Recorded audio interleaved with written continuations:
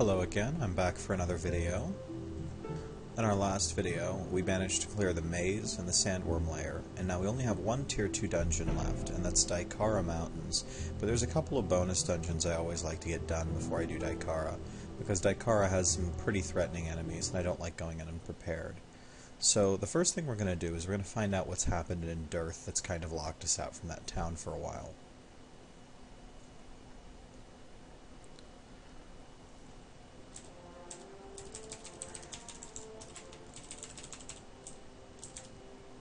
On the way, we're going to talk to this NPC right here. He's a novice mage.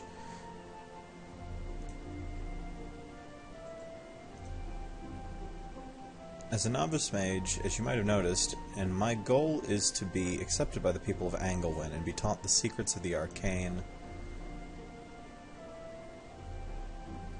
Looks like he's looking for magic items, so we're going to hand him an artifact that we found early in the game, this staff, Chorus Fall.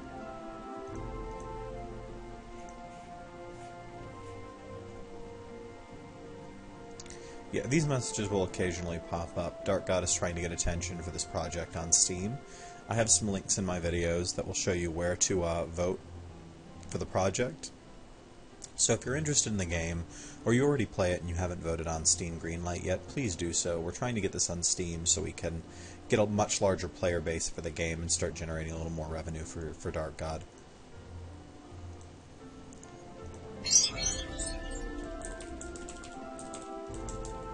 So as you can see, Derth is now surrounded by this cloud of shadows, and it's sort of sparking with electricity. So let's see what's going on in town.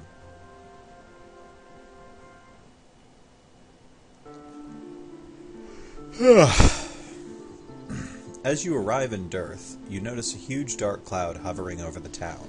You hear screams coming from the town square.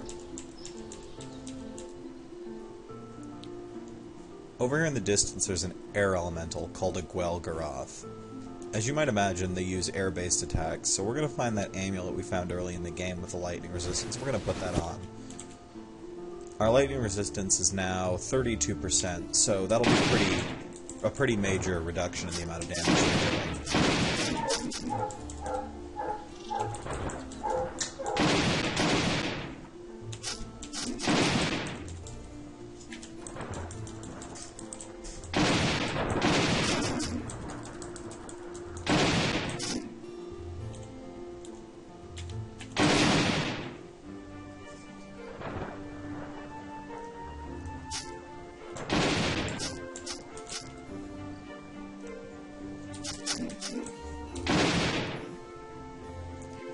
I took quite a bit of damage back there, and you might have noticed, but I dropped a tentacle in line of sight with me from one of the Gwel'Garaths. I'm not sure why they didn't start attacking the Gwel'Garath. I think that they might be set up as an enemy or something like that, but for whatever reason he stopped casting lightning on me, which gave me time to escape.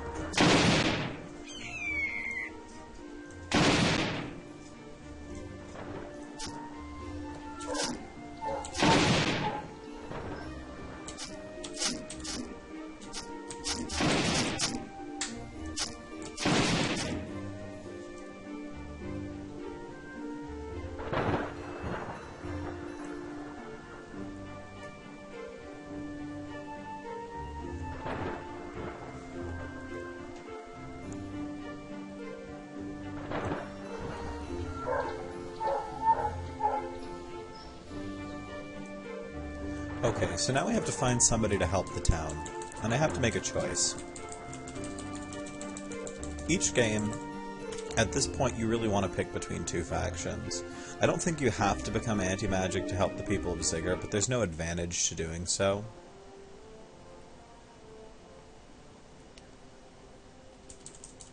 So the first choice we have is the people of Angelwyn.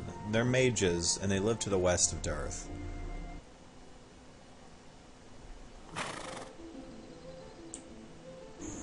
They have a very small town up here. 4 shops, and a couple of NPCs you can talk to.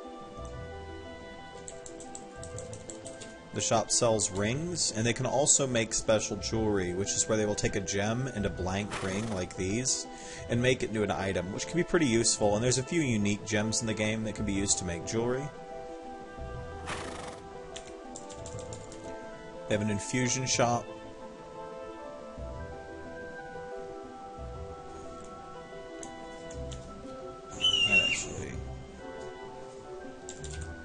They have a rune shop. They have shielding, invisibility, phase doors. Basically, all the different types of runes can spawn here.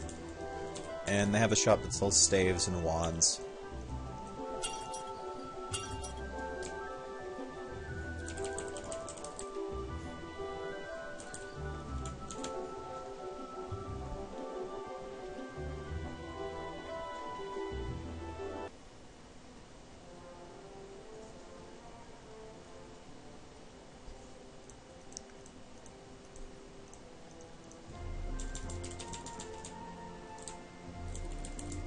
The other town we can go to for help is Ziggur.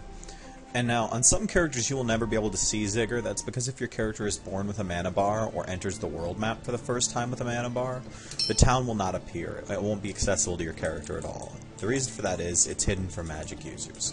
If you get a mana bar at some point after you've seen or entered the town, you'll still be able to enter the town and conduct business there, but you won't be able to join the anti-magic faction or get them to help you. Ziggur has a lot of different towns. It's just because characters who join the Ziggur faction can't use items that are arcane enchanted. So there's virtually every type of shop here. Heavy armor, light armor, maces, daggers, slings and bows, axes and swords, and then you have an infusion shop which will have a great number of infusions to make up for the fact that you can't use runes as a follower of Ziggur. Here we go. This is a really nice infusion. 327 healing. Warriors at scales of strength, which is our main stat.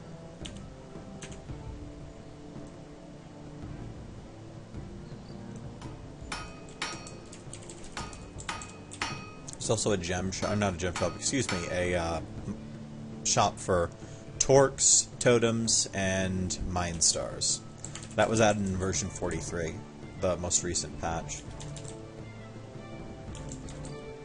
The items here scale up to level 25. I'm going to do this a little bit early. I'm not going to join the Ziggur faction on this character, though I probably will do a video series later on where I do make an anti-magic character. This is the leader of the Ziggur faction, Protector Missile. She's a halfling. And unfortunately, you can't get help, as it seems, for Derth until after you've joined the anti-magic faction. You join the anti-magic faction by going into this trainer shop right here, and then you have to do a series of tests in the arena. You can do it as early as level 10, but you'll almost certainly die if you do. I recommend waiting until about level 15 or level 20. There was more incentive to do it early in the past, but now that you can get anti-magic escort options without joining the faction, it's a lot more viable just to wait. And the way you unlock the anti-magic options for escorts, when you first enter the map, and you can do this on a level 1 character, you just walk up around the beach, and you walk over to this sign, and it'll give you a lore option and an achievement the first time you do it. That'll unlock the option for anti-magic character, or anti-magic escorts in the future. Since Ziggur isn't going to help us, we're going to go to the mages instead.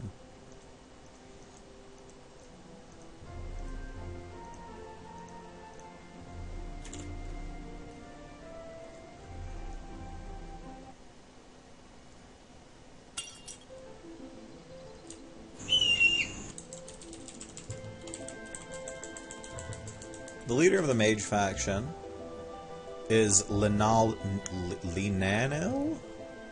I don't know how to pronounce that. Elf names, man. She explains who caused the damage to the town. A mad tempest named Urkus, a powerful archmage who channels storms, and gives you the option to either be sent to the town or to prepare yourself. Once she sends you there, you don't have a way out, so I recommend just going, making sure that you're ready before you can do this.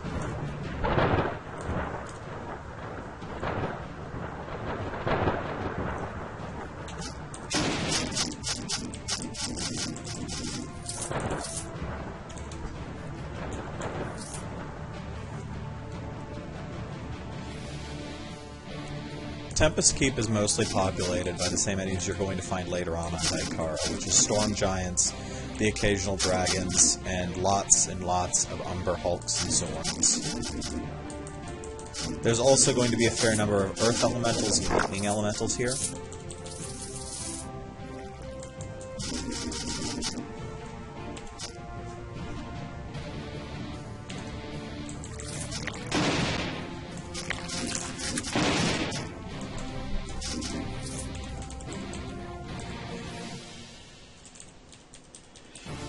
The enemies here are also quite beefy, so you're going to have to use more active abilities, or simply have a higher damage output than a Bulwark at this point.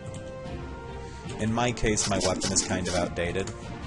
The club that I found in the newbie dungeons is pretty nice for debuffs and things that it does, but long term, its damage is simply not high enough to be used at this point in the game.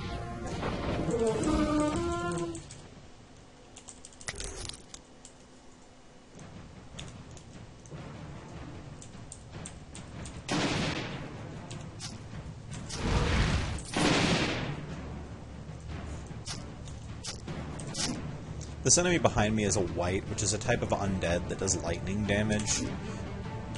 They're not very threatening usually, but they can appear in pretty large numbers. They also have this, I think it's a cold aura? I'm not sure what this is offhand. Yeah, it's a cold damage aura, though you can see at this level it doesn't do a lot of damage. My cold resistance is also very high, I believe.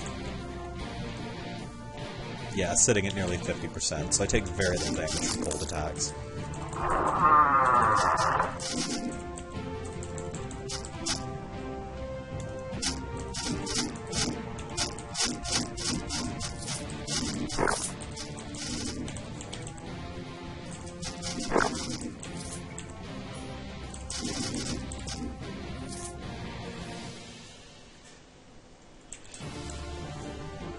Here's the boss of Tempest Keep, Urkus, the High Tempest.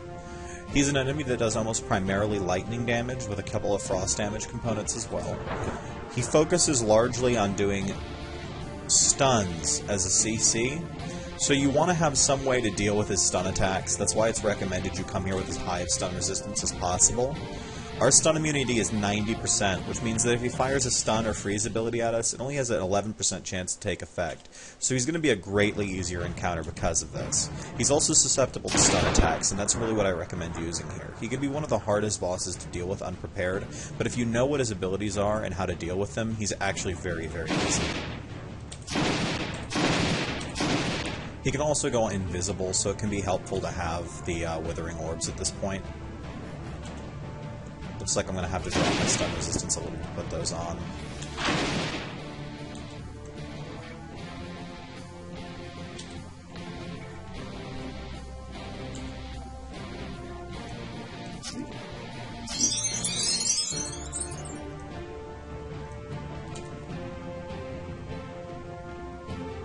Alright, we got 2 drops off of Urkus. No, I put on the wrong amulet. Wow.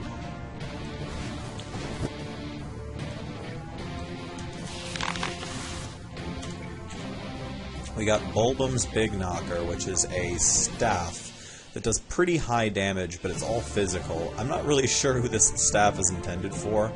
I've played a couple of Arcane Blades who could potentially get some use out of it, because it scales so well with magic.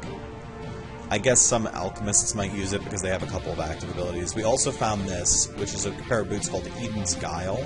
They have a very nice ability on that boosts speed, so even though their base stats are pretty useless, you could conceivably use this all the way until the end game. I recently had a character win the game wearing these boots. So I'm going to keep those, though I'm not going to equip them yet.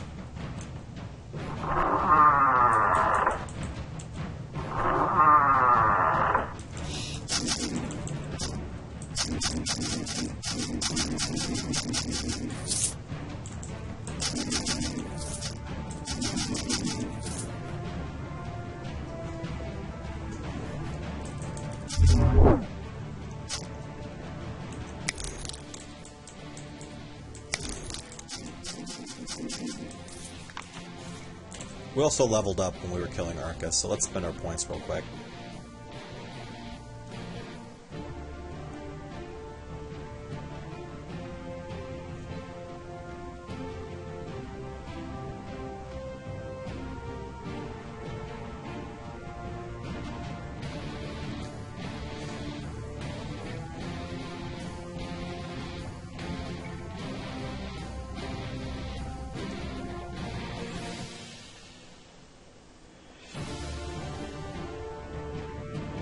See, this is where it usually gets hard for me when I'm playing a Bulwark, because I don't often know what points I should take, or what talents I should take, and what talents I should just skip. I could point points into Combat Veteran. The last talent tree is the last talent in this tree is pretty useful, and I think I'm just going to go and get 1 point in each for now, and worry about what to spend that category point on in a little bit.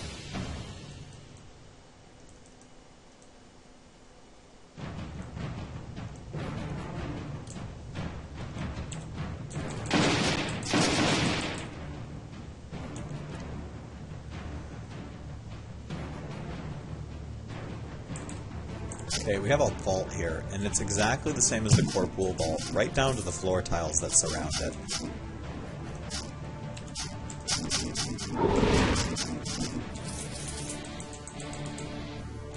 An interesting thing is that darkgod sources out his vault creation to his player base, and a lot of the features in the game were created by players. Most of the vaults were as well. He kind of runs a sort of mini contest on his site where people will submit vault ideas and occasionally he'll implement them. The vaults are very easy to create. They use Lua code, and you basically create a map out of ASCII characters and it translates into the game. So if you've gotten into the game now and you want to mess around with it some more, or you want to contribute some more, that's always an option. Okay, we just took a lot of damage. It's from this enemy up here. He's an Orc Master Wormic, a level 30 elite NPC. He has Wormic abilities, which can be pretty nasty. They're very similar to the abilities that dragons will have.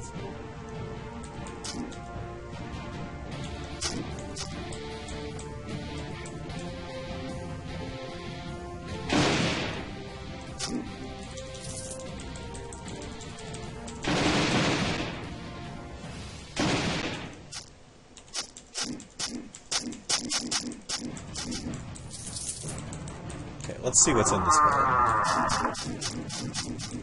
The vaults are a lot easier to deal with once you get to about this level. They get hard again around Dreadfell, but there's probably nothing in this vault that's going to be a real threat tonight.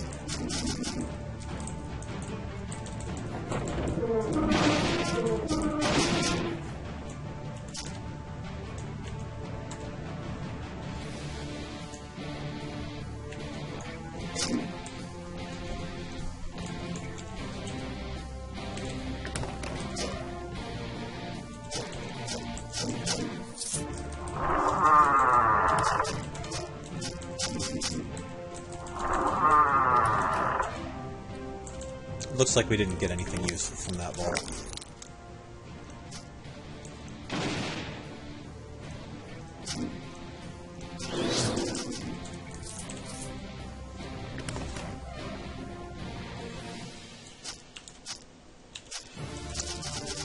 I need to move that. With sustained abilities, most of them will put on cooldown for quite a long period of time afterwards if you accidentally deactivate them. I recommend putting them somewhere where you will never accidentally press the button for them, and that means I will usually put them at the end of the bar. Like, when am I ever going to get hit Control plus minus? That's not going to happen.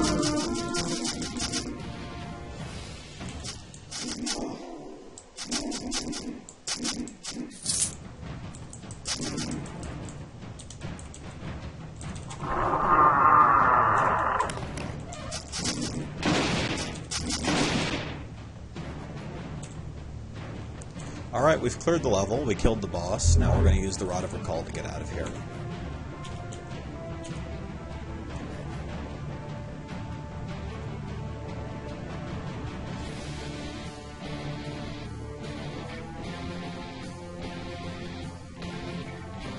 I'm going to hold on to this just in case I find an item later on that I can use that in particular with.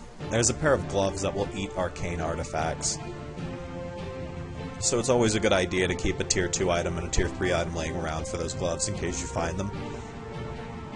I would have found them by now if I was going to find them, but every once in a while you'll find something way too low level for an area.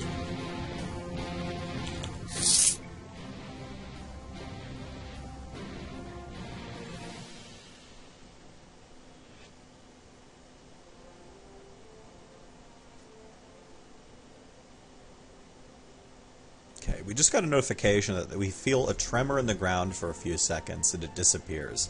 This means an event is opened up somewhere on the world map. This happens when you reach level 20, but it won't happen on every character. I don't think I'm prepared for this event, so I don't think we're going to do it, at least for now. We also got a notification. Master, you've sent enough energy to activate the exploratory far portal. However, there seems to be a disturbance in that room. So we're being called back to the fortress.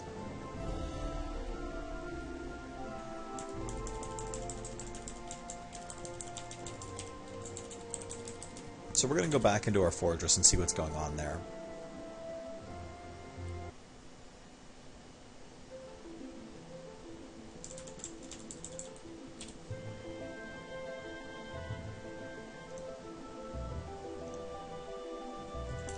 So he tells us there's a far portal room in the back, and there's a disturbance there. A boss enemy has appeared. It looks like they're a mage. True grit. What? Fiery hands. Oh, he's an arcane blade. And a mage. That could actually be really hard for us to deal with. Unfortunately, because these casters don't move, this type of caster is a little bit harder to get down the hallway. We're going to see if we can't manage to get him to teleport out to us, but I think we may have to risk it.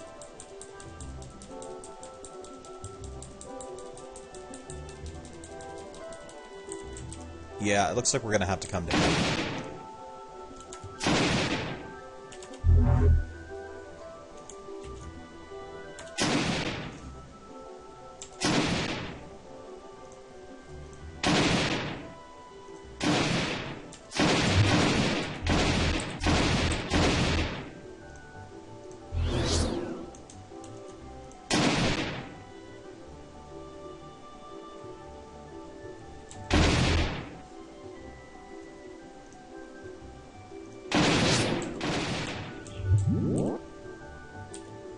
Took a whole lot of damage there.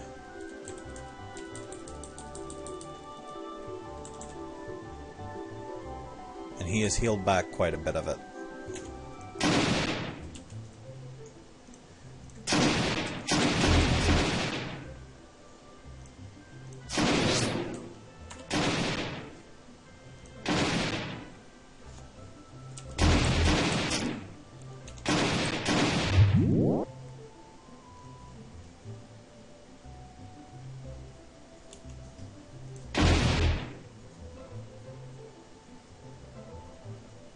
Kinetic shield. It looks like he's an arcane mage, or an arcane blade, and a mind slayer? I'm not sure what this guy's class combination is, but he's a real pain to deal with. Usually the far portal boss isn't this hard, but it's supposed to be an example of what you're going to find in the far portal. The far portal creates random dungeons, and at the end you'll find a boss that combines the abilities of two character classes. In some cases you'll get something that's really hard to deal with like this.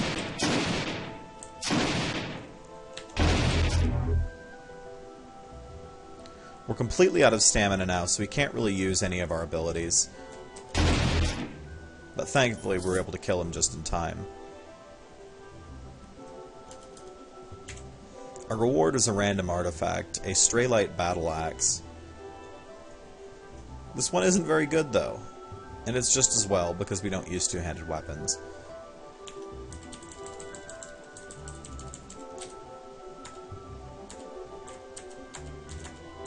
We also have the option to upgrade our Rod of Recall while we're here, so we're going to do that. If we chose not to do that, we'd be able to go into the far portal and explore a random dungeon, but we're a little too low level for that, and we don't have a good enough weapon yet.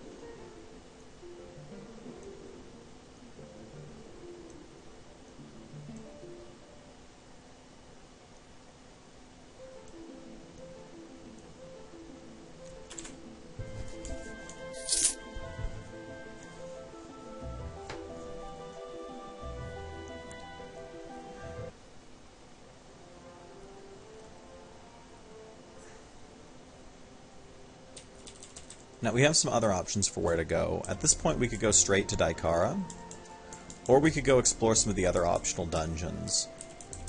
For right now, I think we're going to go down here, southwest of Ziggurat, to the very old Halfling Ruins. This dungeon is, I believe, called the Hidden Complex? Ruined Halfling Complex, excuse me. It's full of undead enemies on pretty much every floor. It's 4 or 5 floors deep. The first floor is really wide open and is kind of set up like a town.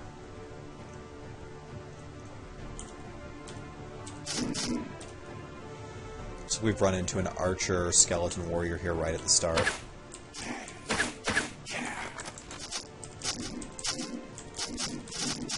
You'll also run into ghouls here, and you might see one or two in the lower level undead dungeons, but you really start seeing them around this level.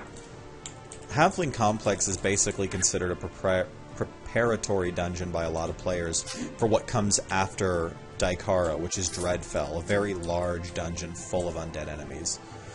Ghouls can give you diseases, Ghoul Kings being the elite type of ghoul, ghasts and regular ghouls being the normal types.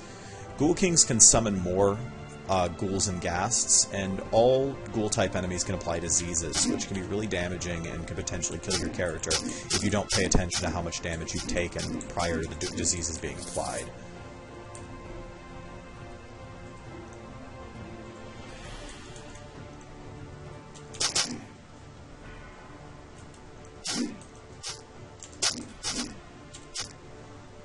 Armored Skeleton Warriors are an enemy you can run into as well in lower level dungeons. They're an elite type of skeleton.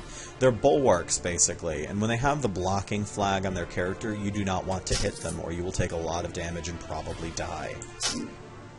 It's probably a little bit of an exaggeration there, but I've had characters almost get one-shot by a shield block counter from these guys. My last character was a curse, and I did so much melee damage that I would often end up nearly killing myself on these things.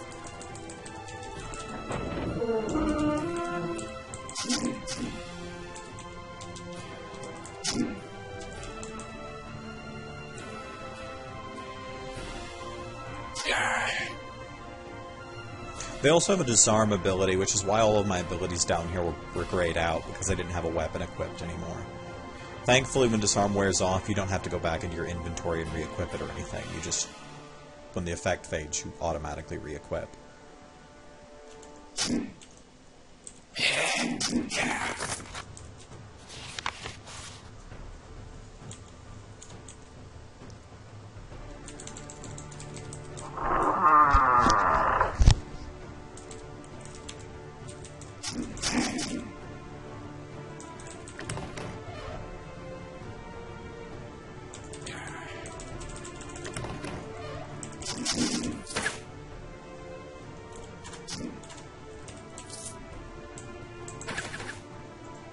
Now, these enemies, the Skeleton Master Archers, can also be pretty threatening. They have a pin attack, which will root you in place, and you're going to want to have some means of getting out of that. It looks like it can't manage to do it to me because my saves are so high, or possibly because I have pin immunity. Yeah, I don't, so it must just be because my physical save is 50.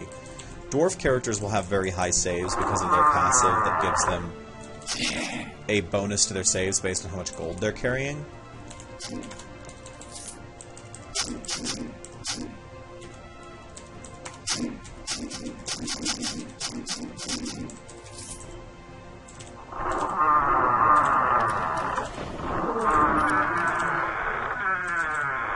Okay, we've just about cleared the first floor. In the past, it really wasn't worth going into these buildings, but occasionally they'll have treasure chests in them.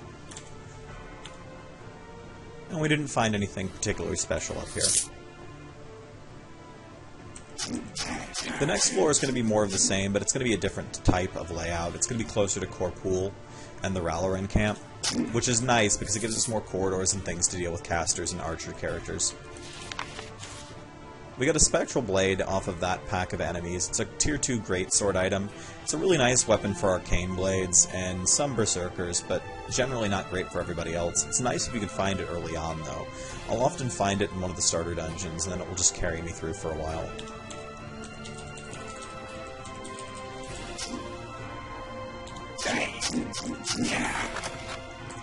Something to keep in mind at this level, Skeleton Warriors will start to appear with greater ego weapons, and at that point they can actually be pretty dangerous to deal with. They can do a lot of damage in an unexpectedly short amount of time. So you want to stun them or you want to kill them very quickly.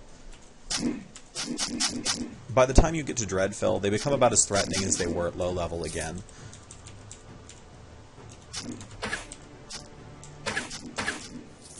We found another artifact. This one is Colarium, which is a floating sword. And it's an interesting weapon. It has a attack speed of 200%, which means that for every one attack, it takes 2 turns. But after you've equipped it, that attack speed penalty gets reduced based on your character's size or what their strength is. So if you're playing a character with a very, very high amount of strength, it can attack at an 80% attack speed rate, which makes it a really nice weapon on berserker characters and such who've already capped their strength at this level.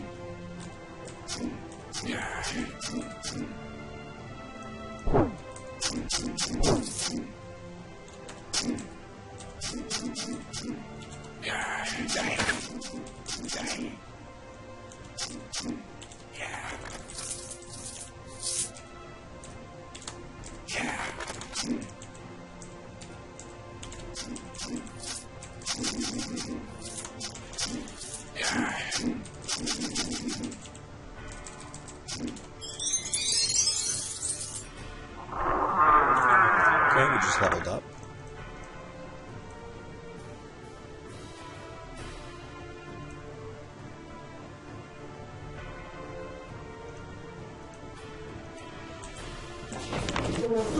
In that level, we just put one more point to power his money, capping it out. You want to do that immediately.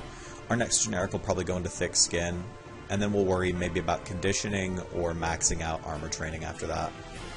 And we put one more point to spell shield, and we're going to get 1 point to unending frenzy, and then I think I'm going to take the battle tactics tree and start leveling this up.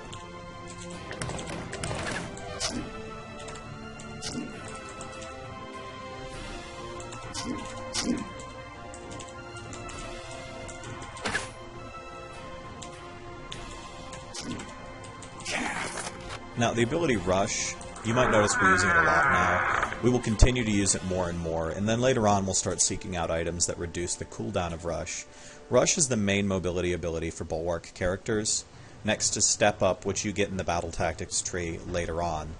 And it's absolutely essential for dealing with caster enemies, archers, and other things that can kind of root you in place and really make you have a bad day.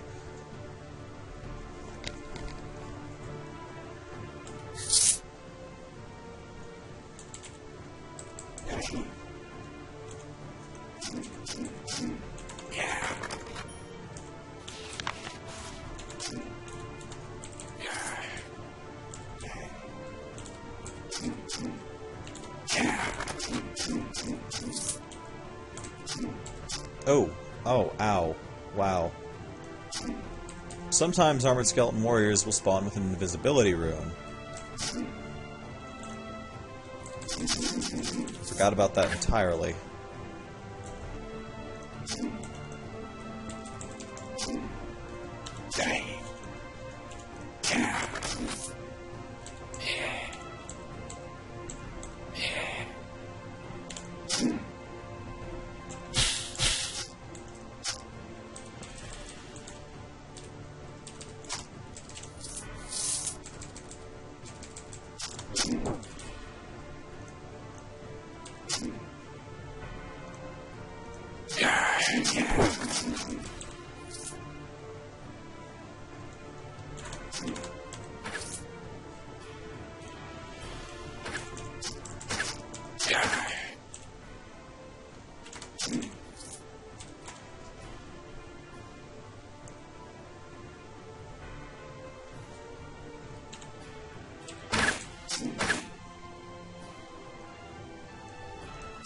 When I find myself in a situation like this, I generally want to be as far away from that Armored Skeleton Warrior as possible, so I'm going to kill everything but it first. I don't like having to deal with a Armored Skeleton Warrior and multiple other things at the same time.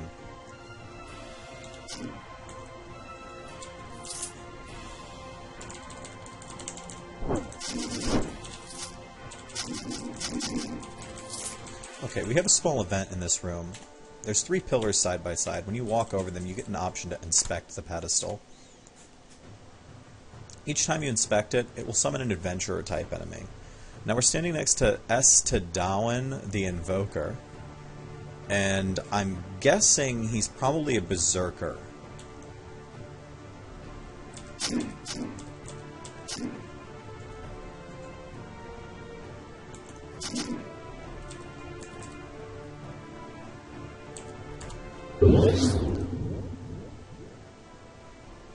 The next one that's summoned appears to have been an Enorathil, who was invisible for the first round.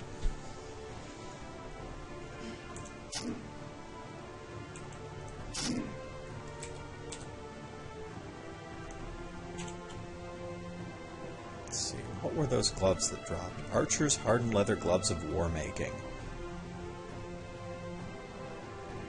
These are really nice. Look at the crit rating on that. 12%. Armor penetration. Some bonuses to stats we don't really use, but cunning will increase our crit rating even more, and dexterity will increase our accuracy. They're certainly better than what we've been using this entire time, which was a mere 5 physical power and 3 strength. They also have a use effect, which gives a steady shot, but I don't think that only applies if you're using a ranged weapon. Let me see, though. Yeah. So we can't use the effect ability, or the use effect ability on it, but everything else on those gloves is really nice. Now we'll inspect the last pedestal, and we have an alchemist here, and you can tell he's an alchemist because they will always spawn with a golem.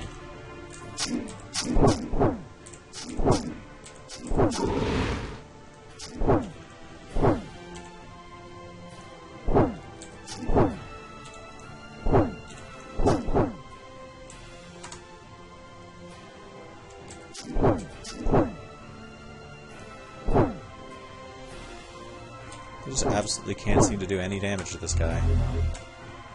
Okay. And then once you've killed the third character from the pedestals, you'll get a unique enemy will appear, and they operate like pretty much every other unique or random boss in the game.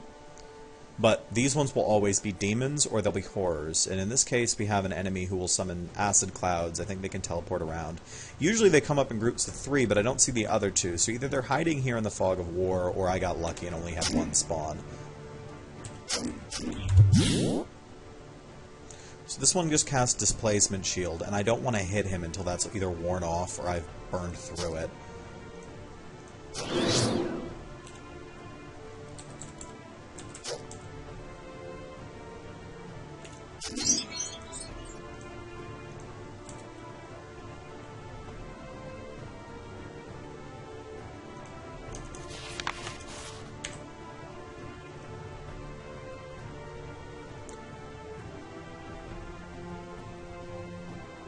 We drop some also nice gloves, but I think we'll get more out of the crit rating on what we have on, and some light unique armor. These are really nice for rogue characters and characters who use light armor like casters, but they're not going to do us any good right now.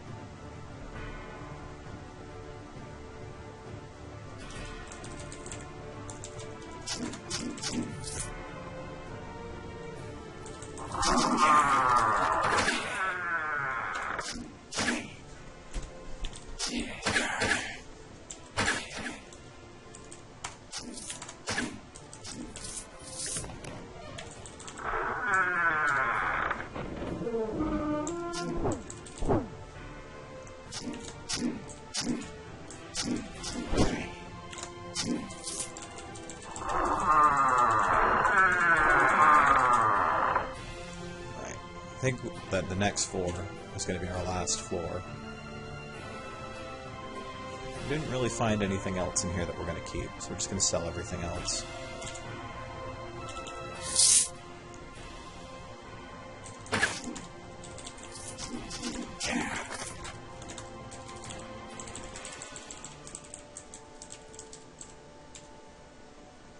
And let's skip right to the boss for now. The boss here is Subject Z. He's a humanoid rogue-type character. He's actually a Shadow Blade, and he does a lot of burst damage. So I'm going to start by putting a tentacle between him and the character who is friendly that he's currently trying to kill. And I'm going to rush him in the back and stun him immediately. Subject Z does a lot of burst damage. He can almost kill a character in one round if he spawns with the right equipment. He's also trying very hard to kill this friendly NPC over here, the Yeek Wayist, and you want to avoid that. You get a reward if you keep him alive. Focus on damage output. You'll notice he blinks away whenever he takes a lot of damage. You want to keep him as far away from the Yeek Wayist as possible, and you want to do as much damage as you can, as quickly as you can. The more time he has to teleport away, the less likely you are to survive the fight, and the less likely you are to keep your friend alive. Like every boss, he'll drop an artifact, sometimes two. In this particular case, we got a weapon called Drake's Bane, which is a two-handed axe that does bonus damage versus dragons. It could actually be really nice in Daikara if we were playing a berserker character, but we're not, so it's just going to be fodder like everything else. When you talk to the Wayist, you get the option to either kill him or agree that he needed help. Don't kill him, you're not going to get anything for it. I don't even think you get a shitty artifact. But he will give you a bonus to your confusion immunity at the end, 10%, as well as plus 15 to mental save. It's one of the nicest rewards in the game. Also, the first time you save him, you unlock a new race for characters. It's kind of a bonus challenge race that's really hard to play, and not really recommended for anyone who hasn't played the game for a long time.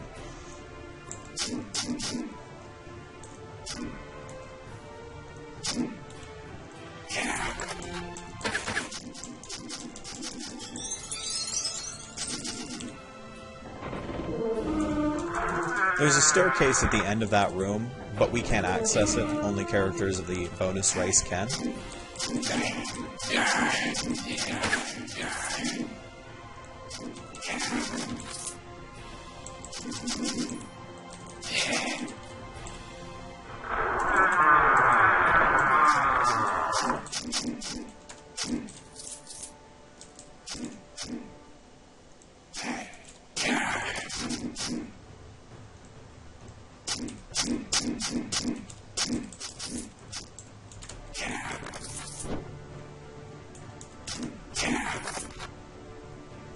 Alright, now we've cleared out the entire floor. We're just going to exit with the Rod of Recall.